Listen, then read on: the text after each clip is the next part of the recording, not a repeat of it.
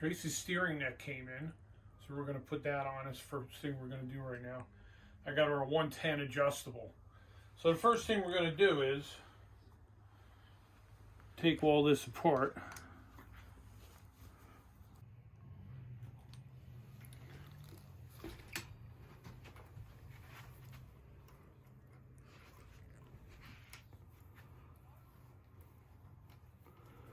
Put them in here in case we want to use this again for something. You never know. All right, so we got to take the center cap off. Comes right out. That's what preloads your bearings.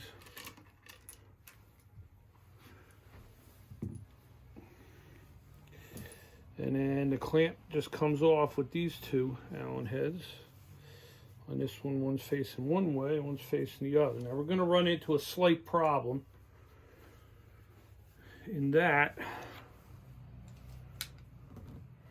these two are two different, you can see they're two different lengths, right? So I got to come up with a spacer combination and I'll make all this work. So we're going to go over to the workbench and we'll see what I got. Okay, so this one is 1.605.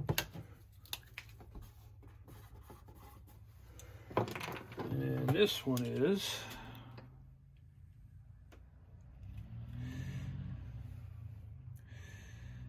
1.370.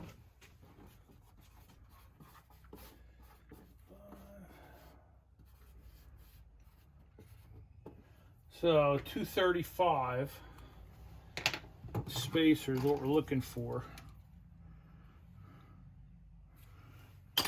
See if I got some combination of some way we could do this. That's a 2.0.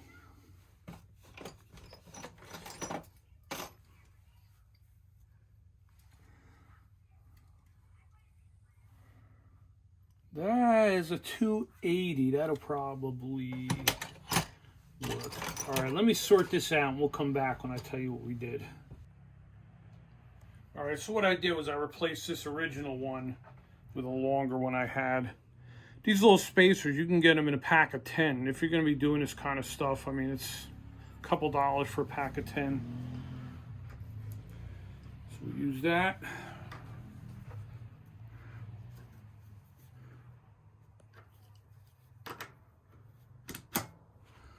That on there.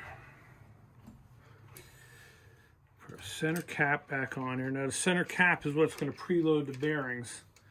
And this isn't an exact torque spec. This is kind of, you got to take the play out and give it a hair preload, but not much. You'll make sure the bearings can still move easily. You want to line your neck up. Maybe about a quarter turn of preload. And we'll test this later when I put the handlebars back on. I'm going to snug these up without torquing them. And then once I know I don't have to adjust the bearing again, I'm going to torque them with my torque wrench. I thought you had torque cans. My what? I thought you said you had torque cans. Yeah, well, we're going to use a torque wrench because we're into aluminum. So let me put these handlebars on and we'll adjust it to where Tracy likes it. And then we'll do the final tighten. So,